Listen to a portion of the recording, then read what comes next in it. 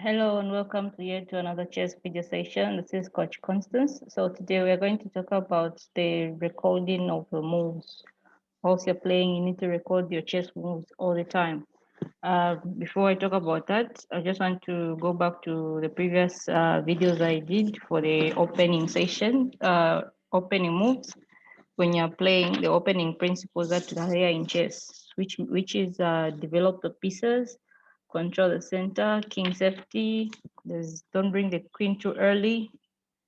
Also, make sure that whilst you are developing the pieces, you are attacking your opponent's pieces. So you develop and attack at the same time. Okay, so back to recording.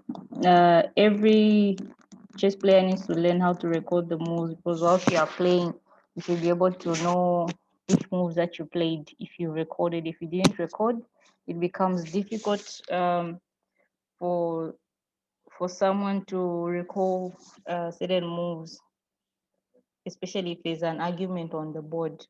Normally, they refer to the recording book or the recording sheet. So I'm going to show you a game that I played in 2018. I'm sure you're able to see the recording, the annotation on the right side of the board. So these are the notations that are showing the side on the right side. So there's E4, C5, knight F3, knight A6. So those are the notations. So in case you reach like the 15th move and you realize that there's somewhere along the way where your opponent has made a mistake, that can be played back. Just the 15th move can be played back because you've used the recording. Then you continue. Otherwise, if there's no recording, then someone says you made an illegal move, a wrong move. It's very difficult to see which exactly was the wrong move.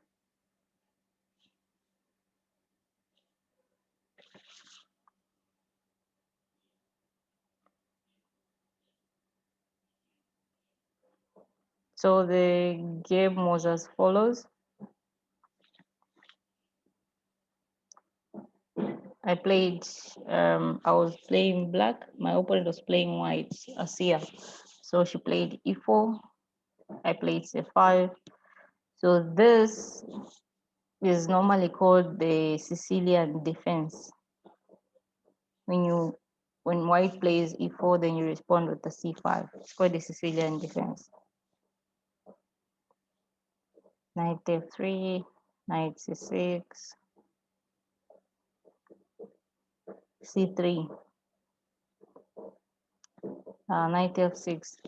So the purpose of playing C3 is for white to come and push the pawn, which is on G2 to D4, so that white has the center to themselves. They have two pawns on the center.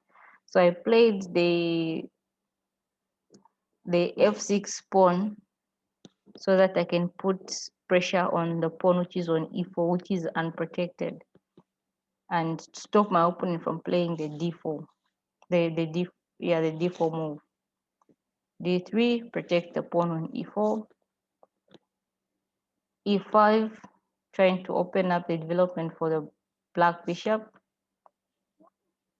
Bishop E2,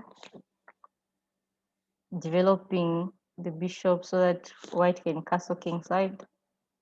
I did the same thing with black. Stop the knight from coming on G4. Did the same thing with my opponent's knight to come on G5. Castle kingside, castle kingside. Rook on E1, trying to have the center control with the rook on E1. So which means the bishop will come on F1 and then the pawn can be pushed, which is on D4, D3 to go to D4, just an exchange. You're going to have a pawn on E4 in the center alone. Knight is retreated, trying to open up for the F7 pawn.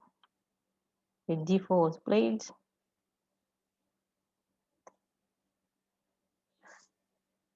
So the bishop on the pawn on b6 was played because trying to open up the white bishop to be on the white diagonal, which is a b7, going all the way up to d5.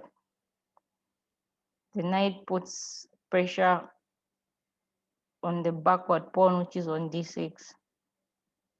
I played b5. My opponent played d5 also. My knight is retreated back. Played the knight on e3.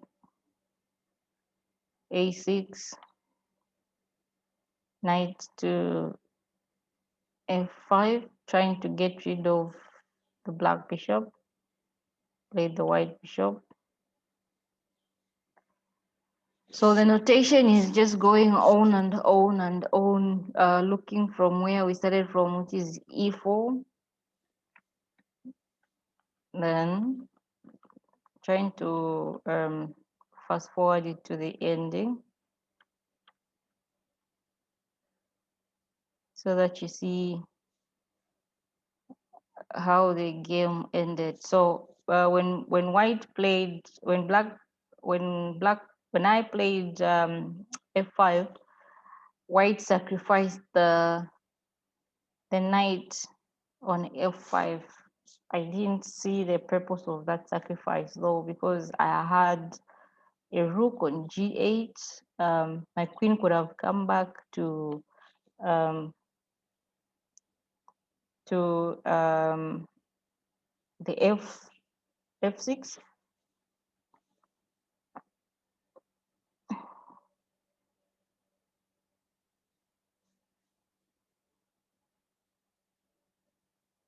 And then have protection. So which means my opponent just lost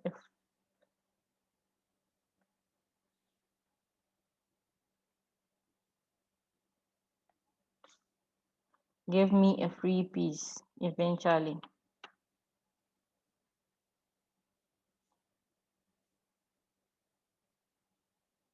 So this is a pin.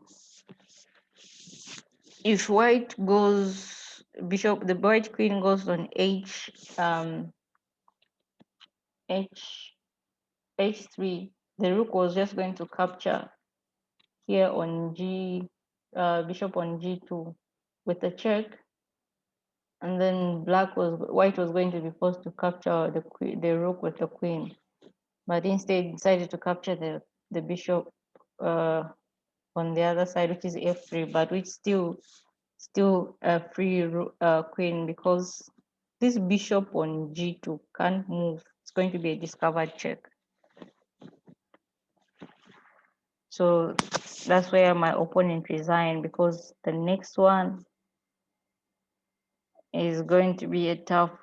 There's the king goes to, so let's just say king goes to f1, rook takes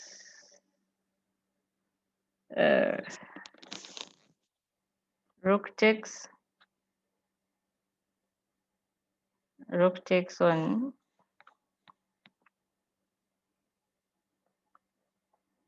the rook takes on g2, king moves to e1, queen takes on f2, check,